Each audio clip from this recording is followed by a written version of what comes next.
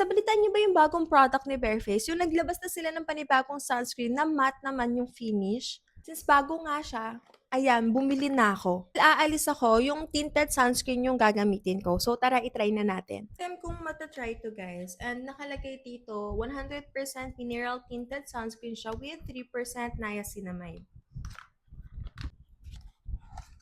Diba? Grabe, ang ganda ng packaging nila.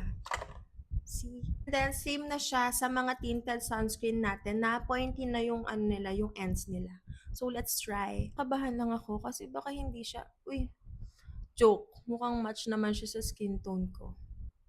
So, ayan. Lagay lang tayo.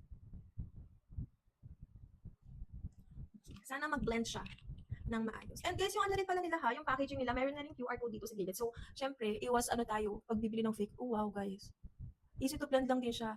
Akala ko magkakaroon ng white cast, pero no. And wala siyang amoy din. Fragrance free din siya, everyone. See, and match siya sa skin tone ko. Perfect to kasi ako, oily skin ako. Ang ginagawa ko pa before sa tinted sunscreen natin is nag-a-apply pa ako ng powder after since yun nga, meron kasi siyang parang glowing or illuminating effect. Pero ito, match siya guys. Matte talaga siya. Ang ganda. Ang ganda. Wow. And very lightweight ha. Ang tingnan nyo naman, easy to blend siya guys. Okay lang ako dito sa medyo nagla-lighten siya sa skin ko ha. Kasi habang tumatagal, mag-a-adapt naman yan sa ano natin. Alam ko mag-a-adapt naman to sa skin ko. Oh wow. Matte talaga guys. Wala siyang... Ang ganda. Ang ganda. Bet ko to.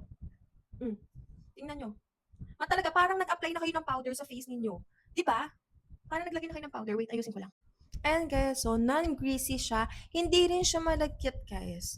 And talagang tingnan nyo ang flawless ng ano nila, ng pag-apply. Wala talagang white cast. See? Wow. So guys, itry nyo na rin tong matte na sunscreen ni Bareface. So brightening din siya, soothing and anti-blue light and safe for all skin types. O, go na guys. For the checkout na kayo dyan.